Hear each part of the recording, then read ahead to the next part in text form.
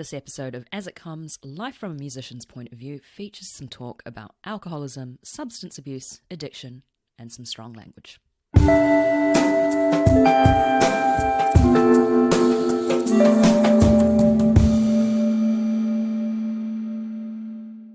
Hello and welcome to As It Comes, Life from a Musician's Point of View. I'm Davina, I'm a freelance cellist based in London, and once again, things are starting to open up again here in the UK. I realise I said something quite similar last year, probably. But I'm incredibly heartened to see concerts and performances occurring regularly again.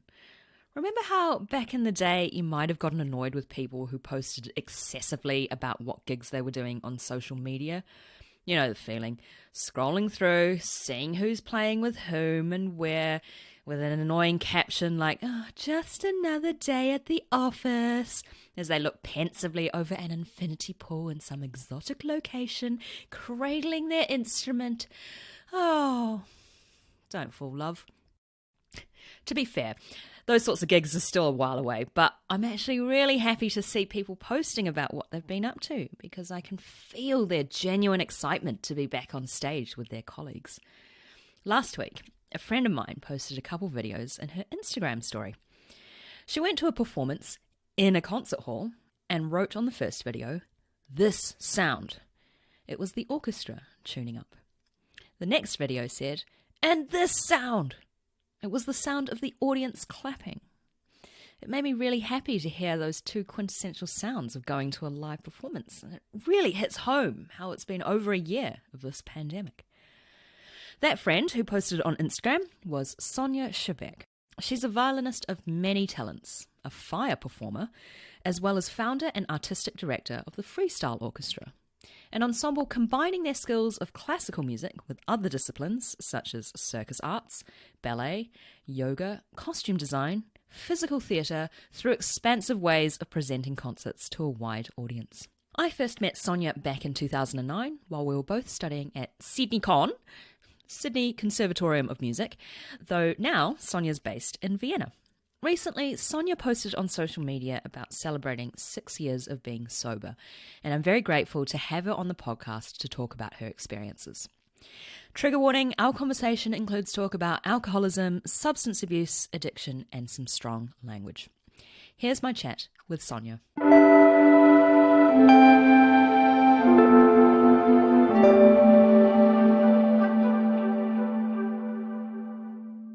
Sonja, welcome to the podcast. Thank you so much for joining me in Vienna.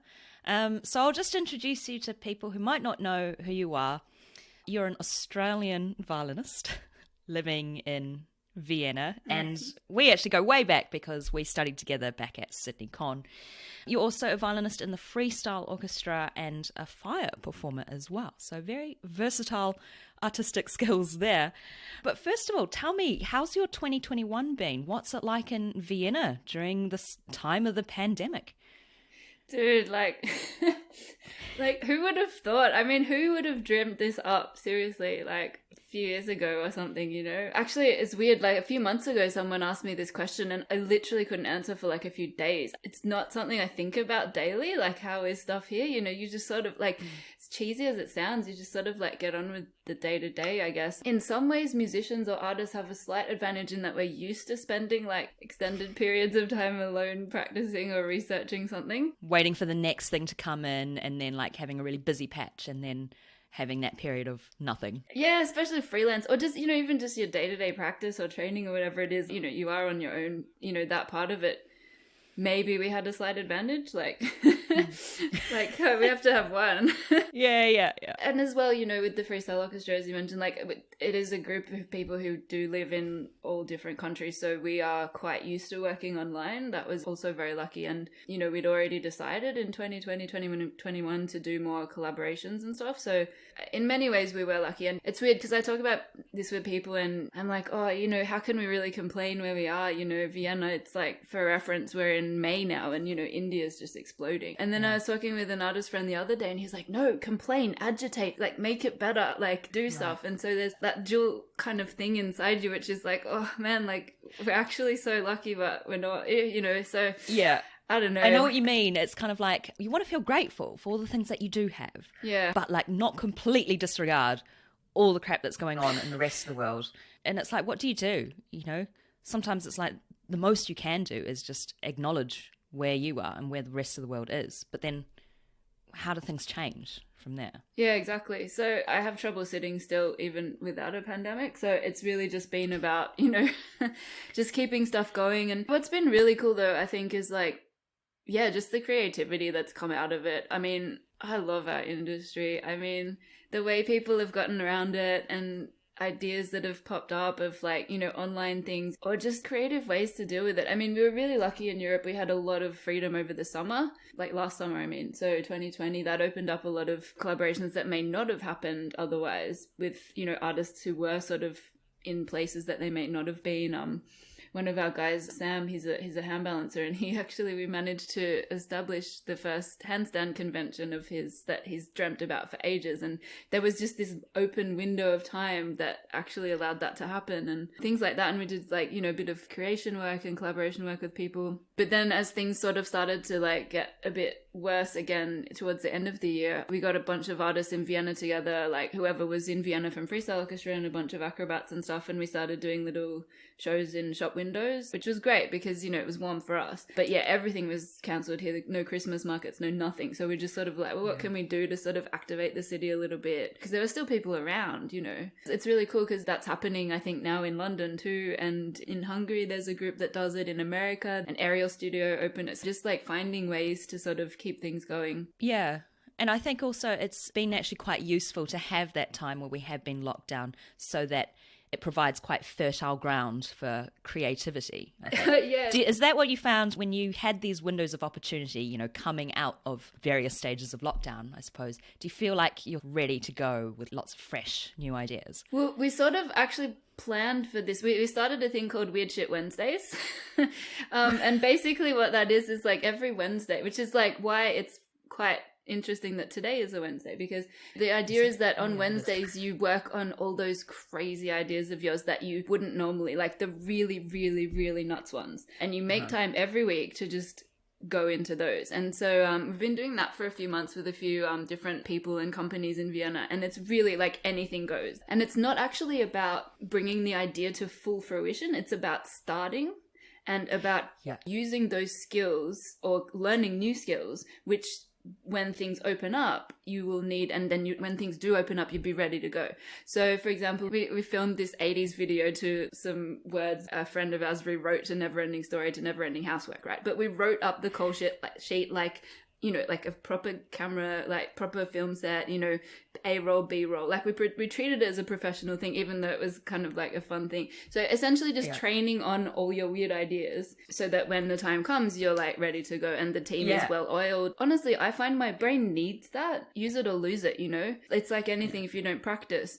And organization is one of those skills. I think just because there is a lockdown, it doesn't mean you stop doing the work, you know, the background work for whatever, like who knows when the projects will happen. That's really interesting to hear from someone like yourself who I think has quite high energy and quite a high capacity for work. Because for someone like me, I feel like with the lockdown, it was time for me just to do a bit of nothing for a bit. Like obviously I had things going on like this podcast, but really interesting to hear that you've got to keep going. But like, I think it means that you have really productive sessions in that way. You have, but also, you know, like I think musicians have had to sort of, what do they call it? Pivot?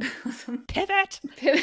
Get new skills. Like, you know, like as we were just talking about, you know, before we started this, recording has become a thing. Like being able to do good recordings in your bedroom, like that's been a steep learning curve, honestly. So Ableton and stuff and running sessions on your own. And it's really interesting to see how the classical world has sort of almost like woken up, because honestly I don't think that many organizations were that prepared for digital. So that's been an interesting shift as well that's been happening. They've sort of had to like move forward 5 years or 10 years in a very short amount of time. Yeah, and even just think about how to engage audiences, because all of a sudden you're in the mix with every other form of entertainment.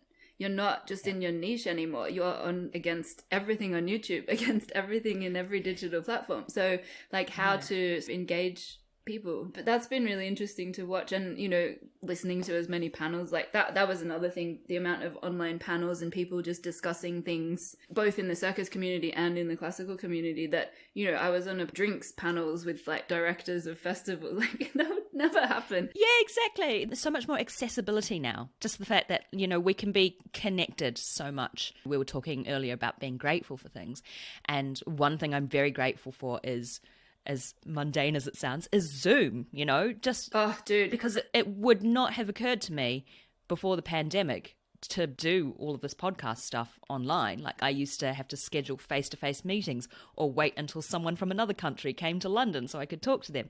But it just opens up a bigger space for collaboration and communication. For sure. And yeah, I think people are just more open because they're like, well, what else are we going to do? It's like Weird Shit Wednesdays. I mean, what else are you going to do on a Wednesday? And I have to thank you, because actually one of the things on my list was getting better at talking about work, because it's not something I practice or I'm that comfortable with. So thank you. Right. Well, I have to say you're speaking very, very well about your work. So tell me a little bit about your work with Freestyle Orchestra. So it's, you can correct me if this is wrong, but classical musicians combining with a lot of circus artistry and acrobat work. It's an artist collective is probably the best way to describe it. Yeah, a bunch of artists, and everyone does have interests outside of classical music. Yes, we do use elements of modern circus or physical movement, and that's the stuff that sort of tends to get the most attention. But the reason it's not called a stunt orchestra or a circus orchestra is because we do occasionally just stand there and play or we do use electronics or other music genres, or costume design or things like this. So it is like getting involved in a piece in every aspect, from, as I said, like deciding what movement we sort of feel fits it, or in which ways that we might be able to sort of embed information about a piece. Because I didn't come from a musical family, so I grew up going to concerts, in City Recital Hall or places like that. And I'd inevitably at some point sometimes become a little bit disengaged and sort of imagine all the stuff that I would do in that space with those resources, or, because a concert hall is a big space and most people only ever use like the bottom 10% of it. That's a good point. Yeah. That's so true. And a lot of the times I just come out with my program like filled with notes of like, things that I might want to do one day. And this is like, when I was a teenager or whatever. At the same time, like if somebody had given me my dream team at 19, I would not known what to do. I really had to like cut my teeth on other projects, travel, experience other things. But, I'd mention it to people along the way, and, I'd see people playing on the street who I thought had balls and be like, hey, I want to do this thing one day. I mean, we did do sort of experiments in Sydney, and I did have circus mentors there who I learned various things from. But like as far as doing a proper show, like we did a lot of corporate and that sort of stuff, but nothing concrete. So about 5 years ago, I was like, okay, I think I'm ready to sort of start putting this together. So I called up a couple of the guys that had been, trying stuff out in Sydney with, and then we found some people in Europe that were interested, and we sort of started really like workshopping it. Curiosity is the main factor of like people that are just open to anything and curious, because it is sort of questioning everything about how an orchestra functions. You know what I mean? Like, yes, we're an ensemble, but we all live in different countries. And yes, we perform classical music, but maybe we do other stuff too, or we move to it. And yes, we perform in concert halls, but we don't have a concert hall that's our base. So what our season looks like is more festivals that we do each year, or residencies that we do, or we're the resident band for a circus festival or a handstand convention or something. And so in that way, through these other sort of genres, I guess you would say, or these other fields, we tend to be able to reach people that we wouldn't otherwise. There's a great quote from Winnie the Pooh, I think it is. It's like, you can't just sit in your corner of the forest and wait for people to come to you. You have to go to them sometimes. I love that. We do play in street festivals, we play in concert halls, we play in, on top of a mountain once. It really is about like, meeting people in their daily life and advocating for this music and this art. You're bringing music to lots of different people rather than waiting for them to come and see you. Yeah, although honestly that wasn't like the first aim. That like literally I just see stuff happening when I hear certain music, and then it just bugs me until I can put it on stage or learn how to do it. Like that is the fundamental thing. But I was lucky enough to like find or convince a bunch of people to do it with me, and now here we are. Oh, yeah. Well, another thing to be grateful for, right? Yeah. Yeah, I mean, that's so true. I mean, you think art in itself is so multifaceted, but like we as classical musicians, we're very prone to focusing on one tiny, tiny little aspect of it. But I think the more that we can learn from other aspects of art as well can only further inform what we do. And then it just expands. Otherwise, we'd just be replicating the same things over and over again for hundreds and hundreds of years. True. And that is kind of like I guess a contentious thing. That is absolutely a noble thing to replicate this, because how else are people going to experience stuff that was written 400 years ago? You know what I mean? Without people really putting in the time to try to understand how it was performed back then, or the style and this. And, you know, it's not like I would touch every single piece of music. Like, we only work with music that we really see something happening to, you know, or with new composers. And it is fascinating how one can influence the other. What movement there is can influence how you play the music, and vice versa. I was playing Ross Edwards' Meninya's Concerto, which we also choreographed with the Freestyle Orchestra with acrobatics and fire and all sorts of stuff for Vivid Festival 2 years ago. But before that, I was playing at the Houston Ballet's tour of Germany. The cadenza, which is 4 minutes long, is, you know, it's just me and two dancers. And they sent me the DVD so I could learn all the movements and stuff. But actually what happened, so I knew where every movement should go and what, you know, where it was, but they actually sent two different dancers. And how they danced influenced how I interpreted that music. Yeah. This intersection it's fascinating and so broad. Yeah, well, I imagine with something like that, also you'd never play it exactly the same 2 times in a row. That too. Yeah. And so, yeah, like it's really great when you do have the time. Like we had a week, because it is different every night. Maybe the lift is slightly later, and how do you push and pull that, you know? And it's also why I train a lot of disciplines, because even if I don't perform them, I want to know what I'm asking someone to do, or have at least an understanding. Basic understanding. Yeah, you're not asking them to do something physically that's... I mean, there are directors who don't, realm. and that's fine too. It's just, you know, it's a personal thing, but yeah, so... Yeah. Interesting. Can I ask a practical question? So I know that you do a lot of work with fire performing. Yeah. How do you go about avoiding catching your violin on fire? Well, it's usually quite far away. Okay. It doesn't always look like it is, though. Maybe it's just photos I've seen. I'm not sure. You don't do it unless you feel absolutely ready. So you train with a water bottle, and then maybe with a piece of wood, and then with the stunt violin, and then with your real violin. I could set a violin on fire and not leave a mark on it, put it that way, if I use the right fuel. Okay, so I guess the answer to my question is you're a professional and you know what you're doing. Well, hopefully, yes. You know, I had really great teachers for fire who really taught me to, like, this is going to sound a bit hippie, but like to respect it. It's like an honor to work with it because it can bite you. So you never do it when you're tired, when you're, you know, not in your right mind. You always have a safety. The safety knows what it's meant to look like. So my circus mentors were great in that way, that it was safety first. I like that. Thank you. I did wonder. But yeah. It is. It's like our double bass player was like, yeah, you know, I think it's important for people to know we're not just a bunch of like randoms YOLOing it, you know, we do actually. Yeah, no, of course. And this is what I want to find out, you know, it's like, how do you do these things, which like to me, my untrained eye is just like, whoa, you know, the mind boggles. But obviously there's so much that you have to look into. And as you say, you wouldn't do something if you didn't feel comfortable doing it. No, and it is about that as well. It is about showing people something they might not have seen before. Personally, like, you know, I've loved fire from a young age. I feel like I can get a really different energy from an audience if I use fire than I can with just a violin, you know. And then when you combine them, it's really nice. It's interesting to play with that. You know, in the end, I guess like all you can do is sort of like make things that you would enjoy watching, and then hope that, you know, people sort of connect with them in some way. Because, you know, you're a human performing for other humans. So, like, if it's not genuine, if it's not from that sort of, like, genuine place, then they can tell. So, yeah, you have to just put stuff forward that you can stand behind. That you believe, yeah. I think authenticity will be a huge driving factor in any... But it can change, you know, like maybe you watch a show you did like a few years ago and you're like, oh, I wouldn't do that again. I feel like it's very fleeting, that moment of when you look back on some past creative work, and you can think from that fleeting moment, oh wow, that was great, and then it passes and you think, okay, we could improve.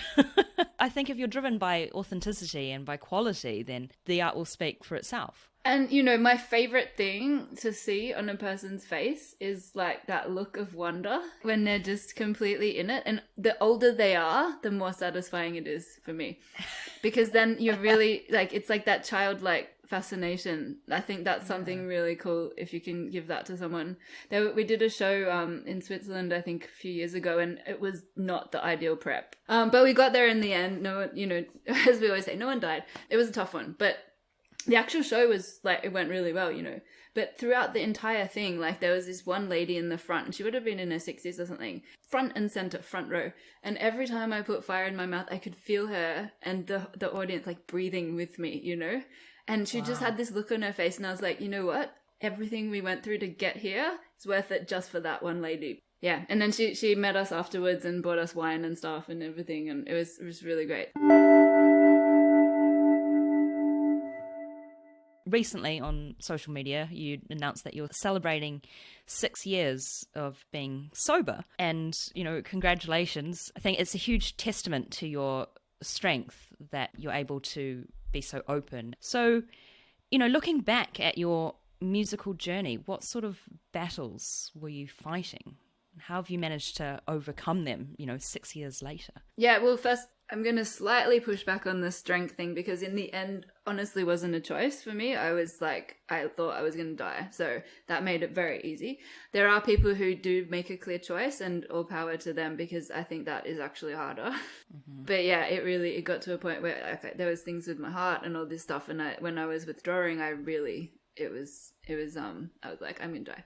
That was pretty easy, snap thing there. As well, the reason that I was able to get out of it was because other people were really open about it with me. So that's why I was like, well, it's the least I can do, About battles, I don't think it's not really battles as such. Alcohol was just always the one for me. And I actually am really happy that it was alcohol and not something else, honestly. I mean, weirdly, it's the one that's legal, but yeah, it could have been anyone, let's put it that way. Looking back, it was surely going to happen. I mean, having a bottle of vodka in your school bag as well as a bottle of water and thinking that's normal. Or, whenever we go to Sydney, I can give people the drunk tour of Sydney. It's like, oh, that's where I collapsed in the middle of King Street, Newtown. And my friend had to, pull me to the side of the road, or, in traffic.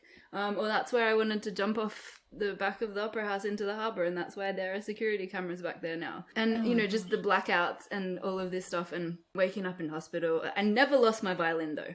That is one thing I'm very... No matter what. I know. Still responsible. Yeah. But this is the thing, when you have I could be having a conversation like this with you, and people would swear blind that I was completely sober. And, at the time, all my, these guys that I was touring with had, been touring since the age of 19. They were much older, veteran guys, and they'd be like, man, it's going to happen to you. These are all the signs. And I'd be like, oh, don't project onto me, just because, yeah. And some of them were functioning alcoholics. Some had been through rehab, so they knew what they were talking about. And at the time, I didn't, of course, I was like, nah, I don't want to listen, But when it got down to it, when it really, when it really hit the fan, let's say, I knew what it was and I knew what to do about it. So that's why I don't mind talking about it. So what made you sort of realize, I mean, because obviously when you were younger, you went through, as you mentioned, you had people warning you of certain signs. What sort of happened that made you realize that something was up? Well, a couple of things. There's a really great documentary actually by Russell Brand. It's about abstinence-based recovery, and they did these scans on a whole bunch of people, and they found that actually the center for addiction is pretty much in the center of the creative brain, which explains a lot why, and I couldn't quite seem to sort of activate that creative brain without awakening the dragon and the black dog, let's say, too. It's a lottery which one you're going to get. So, 9 out of 10 people will try heroin and not have a problem. But you don't actually know. There's no test for it. You don't know which one's going to get you. The withdrawals were the big sign. The thing is, there's a lot of different types of addictions as well. There's ones where, anybody, if they have a drink at 3 p.m. every day, a couple of drinks at 3 p.m. for a month, and then one day they don't, they'll probably get some sort of shakes. That is your body just trying to find balance. But there is a type that builds up over your whole life. And one day it can just like bang, like you might not even have drank for a couple of weeks, and then you have like a few drinks. And that's what happened to me. I hadn't really had any drinks for like 2 weeks. I was working on a project. I came straight off another project. I met the director. I could tell in 5 minutes that he didn't know what he was talking about. And I was like, oh my God, this is going to be horrible. Got a bottle of wine, poured a glass out for my friend, drank the rest. Over an hour. Nothing crazy. Or maybe it is crazy. I have no idea. Yeah, same thing the next night. And then bang, withdrawals for 3 days. Like shaking, sweating, heart racing. Medically, that I had some other issues with my heart. It was not meant to be able to go above 180. Under medical circumstances, going 220. Yeah, I was like, okay, this is no joke now. I see. So I see what you mean now when you were saying, you feel like you didn't have a choice. You felt like you were going to die if you have like actual physical reaction. Yeah. Yes, exactly. And then just other signs, like, I mean, looking back on all this stuff I already mentioned, clearly it was an issue. A couple years later, and I've relapsed, I don't mind admitting that too. Things happen and you just, and but there was one time in my life where like I had been about a year clean and sober. And I was just like, everything was going fine in my life, nothing wrong, nothing to complain about. And I saw this guy in an alley staggering around in this long overcoat, like the full-on like movie cliche, right? In this full-on overcoat with the brown paper bag, like swigging it. And I was so jealous of him. I was like, wow, he is living in this one moment. He has not a care in the world. He's so free in this moment. And I want that. And then I slapped myself and I was like, what, like, what are you doing? This is, yeah. So it is there are triggers. Like I can buy alcohol. I can be around people who drink. I go to pubs. That's the musician's office, isn't it? I even can pretend to drink in shows. Like it doesn't bother me, but it'll be the weirdest things that trigger you. Like, we were in Australia and we had to go to a party and I was the easiest one out of the car. So I went and bought the champagne, right? That was all fine. But in the car, when the bottles clinked together, I got goosebumps and my hair stood up and I was like, and I could feel it sliding down my throat. And I was like, interesting, So it's just, you just have to be aware. And, generally as well, just like keeping good people around you that aren't going to judge you. Like being really careful with like whose opinions enter your heart, Yeah. Being honest. I mean, like, I guess as you mentioned, you feel comfortable talking about it because you're really grateful for the openness of other people. How did you start talking about it with other people? Always, actually, because when I quit, I was in the middle of a tour, so I had to talk about it. Like, why aren't you drinking? Like, and the usual, like, just wine. Just wine. Wine won't hurt. Like, no, I'm an alcoholic. That would stop the conversation right there. And because, there is the culture. But at the same time, the more that started happening, then I'd get people being like, oh man, I think, is it normal to, and I was like, I can't give you advice. Everyone's situation is different. I can just tell you what happened to me, tell you what I was told, and hope that maybe it sort of helps, or at least, isn't that what we do as musicians? We sort of articulate things in music or feelings or emotions that people can't articulate themselves in words. Yeah. So it's like, maybe if hearing about what this stuff, people are like, oh man, like I identify with that, and then maybe it kind of like triggers them to sort of research a little bit more into it, or examine what might be causing some of their behaviors. I think it's really interesting what you say about like surrounding yourself with good people, and there's that parallel also with being a musician, because you're always, as you mentioned before, articulating something either musically, but also verbally as well. The way that we rehearse, we have to be able to communicate with each other and be aware of what's going on. Yes. Because, I mean, it must just be so valuable that, people were asking you those questions like, why aren't you drinking? Because it gave you that opportunity to say, Yeah, maybe, I don't know, but it is, it is the culture. And even I love them, but I have family members who have a cognac on Sunday morning, and even they're just like, just a beer. It's like vegetarians, I suppose, right? They're, just seafood. Like, it's like, no, I really, Yeah. Oh, you've made this choice. Like, you're going to stick to it. Well, yeah. And this is, the dangerous thing is, though, like, you can have a few free passes, You can, if you do, like, have a sip, you can actually come out of it okay. You know, it's not, but there are people who have a sip and then they'll be back to square one. And I luckily was one of the ones who had a free pass, but that is dangerous in itself because you get 1 or 2 free passes and then like you think you're fine. Slippery slope. Yeah. Yeah, so for me, the best decision was just like, I mean, who knows? Like, you know, this is probably not technically the right thing to say, but, you know, maybe one day in like 20 years I'll be able to have a glass of wine with dinner. I very much doubt it. Let's see. I'm a bit of all or nothing, you know, just generally. So I think that's where a lot of this comes from anyway. Well, I think it's just very valuable to hear that perspective, just to hear it from someone who's been through it. Because I think a lot of the discourse surrounding it is kind of like commentated from people who haven't been through it, you know, and so then it can be difficult to understand. But it's like anything now. I think, you know, with COVID as well, like mental health's been put really on the table a lot more. And it's just kind of, I guess, being a bit sensitive to like what other people might have, like you never know what's going on in someone's life, you know. And people sometimes accuse me of overthinking things. But it's like, you know, I'd rather overthink it and make sure I don't like piss anyone off. Okay, in school I used to do a lot of pranks. Surprise, surprise. But my mum she'd be like, okay, I'll support this. I like creativity, great. But we'd sit there and analyze it from every angle to make sure no one could get hurt. And then she'd give she was an engineer, so seal of approval, okay, yeah, you can go ahead with it. I approve of this, Frank. Yeah, to make sure no one could get hurt, you know, just like physically, but also, Yeah, I mean, I think that's a great life lesson there. It's like, do what you want as long as you're not hurting others. You know, just consider things from another person's point of view. There's so much to glean from that. I got an email from the health insurance, and it was like a picture of some champagne, and it was like, to help you know when to indulge.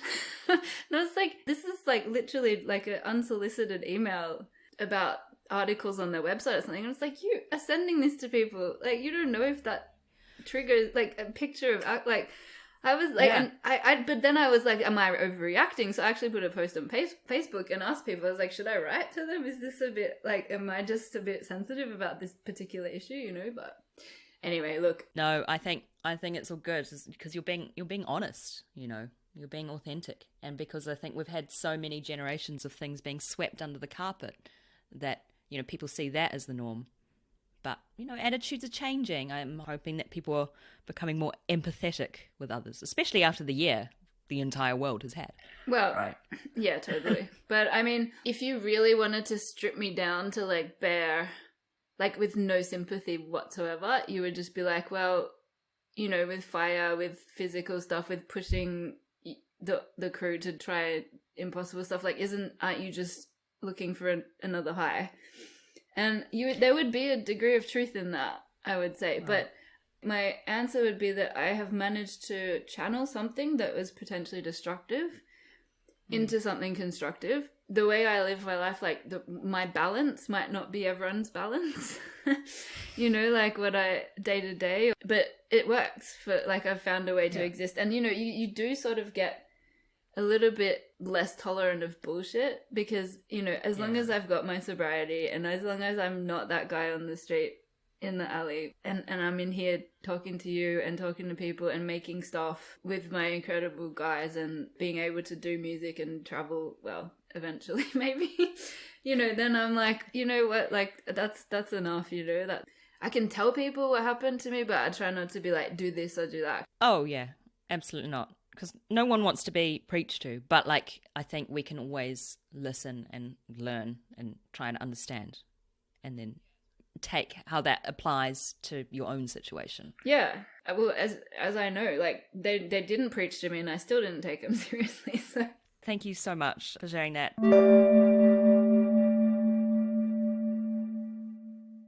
As you may or may not know, I have a section in my podcast called the Wildcard Question Round, where you get to choose what I ask you next based on 3 topics that I present you. Okay.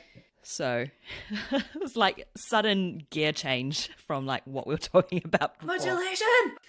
Okay, so your topics are what's in your case, finish the sentence, and travel destinations. Man. I don't think my case is that interesting, actually. I know people who have, like, crazy I'll probably just go with this. I travel wherever I have to, so I'll go with the sentence. Let's do it. Finish the sentence one? Yeah. All right, okay, it's, again, quite vague, but in 2021, I can't wait to... The first thing that popped into my mind is not possible to say. Get back on stage. Yeah, get back on stage. Yeah, that's no surprise, eh? I know. When will you be able to perform again where you are? This little shop window cabaret that we started, we sort of just did a few pilots in December, and then we actually got some funding from a lovely organisation called Basis Cultura to do that in a month, so in June. We're doing a few of them. It's not a stage, but it's what we've got, the best we can do. And yeah, then in the summer, with Freestyle, we've got a couple of festivals booked, and we actually started our own festival too for the first year, which is a interdisciplinary festival, of course, but it's like really encouraging artists of all fields, like projection artists, circus artists, rock, Irish music, classical opera, we're putting them all in a secret garden for 2 days and encouraging them to crash each other's sets. If there's like an Irish thing happening and there's an Irish dancer, they get up on stage and do it. If there's a classical or opera thing happening and an aerialist is really feeling it, encourage them to get up and improv some stuff. Wow, I love it. It's like real-time collaboration. Yeah, some of it will be planned. For the set changeovers, we'll be asking people to do one or two songs together. And some of it will be like really spontaneous. And it's really just taking all these art forms out of where they usually are and chucking them all together and seeing what happens. So I feel like that is where you excel, just given, what we've been talking about today is just taking all sorts of different disciplines and putting them together, channeling your creativity to make it work. Well, I'm not surprised that the thing that you can't wait to do in 2021 is get back on stage or over the stage or whatever preposition you want to use. Yeah. What about you? What's your answer? 2021, you know what? I can't wait to travel again because as much as I love my flat, I think I really, really look forward to having a destination to go to. I've mentioned this before, but I have the EasyJet app on my phone, and I used to get really disheartened if I didn't have a ticket booked on there for a future trip. But obviously that app has been completely obsolete for over a year now. Mm-hmm. And so I think if I have an e-ticket on my phone for anything, like a little train trip away or a plane journey, I've got a sister who lives in Germany, so even if it's popping over to Europe to see her and her family, I will be super happy. Yeah. I can't wait to travel again because it's just, I think it's not just going to the destination, but the things that surround it, like, preparing your suitcase and planning where you're going to go. Well, for me, planning where I'm going to eat, planning what streets I'm going to wander so I can find somewhere to eat. Yeah. Eating new food. A lot of these things revolve around food. Traveling and eating. That would be my answer. Yeah. Well, no, I also can't wait for the travel because, as I said, our crew doesn't live in the same place. So being able to train together and Zoom is one thing, but just being in the room and trying stuff. So just having a massive, massive creation period. Awesome. We'll get there. We'll get there. We'll get there.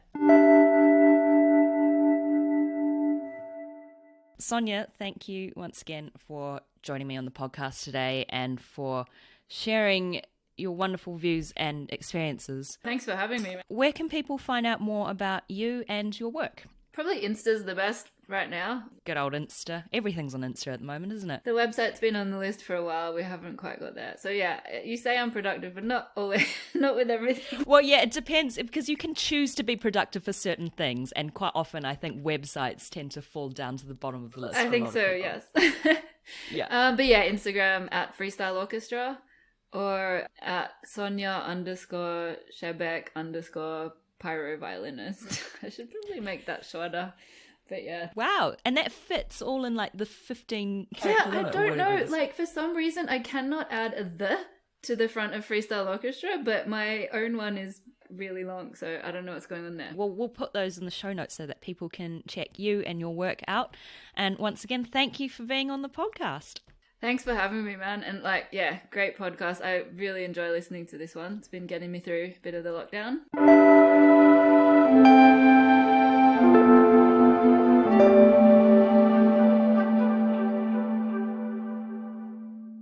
That was my chat with Sonja. I loved chatting to her, and I can't wait until travel is a thing again because I'm going to go to Vienna to visit. Do make sure you check out the show notes for Sonja and the Freestyle Orchestra's details, as well as a link to the documentary by Russell Brand that Sonja mentioned in the chat. It's called From Addiction to Recovery, made a little while ago now, back in 2012, a year after the death of Amy Winehouse. I'd recommend watching the documentary, as Russell Brand is very open about his experiences with coming clean and his campaign to treat addiction as a health issue as opposed to a criminal one. It's pretty intense, but at the same time quite light-hearted, as Russell Brand loves taking the piss out of everyone. So I definitely recommend checking out that film. It delves into a lot of what I spoke about with Sonja, in case you're interested in finding out more. And that's it for today. Special thanks to Ros Nagy for my logo and Daniel Alms for my jingle. Massive thanks to Sonja for being my guest for this episode. Episode 50. Who would have thought I would have gotten this far? I remember celebrating my 10th episode. It felt like just the other day. Although we have had an entire pandemic in between. And as always, thank you for listening. I wouldn't have kept going to 50 episodes if I knew no one was listening, so thank you for continuing to do so. If you like what you hear, you can support the podcast by buying me a coffee on my coffee page. Link is in the show notes. Get in touch at asitcomespodcast@gmail.com or on the website asitcomes.com, where you'll also find all previous episodes and transcripts of the podcast. You can also get in touch with me via Instagram and Facebook, where I highly recommend you give me a follow and a like at asitcomespod. Remember to rate, review and subscribe on Apple Podcasts or wherever you get your podcasts. Thank you to those who've already done so, and thanks for continuing to spread the word. Chat to you soon and take good care. Bye!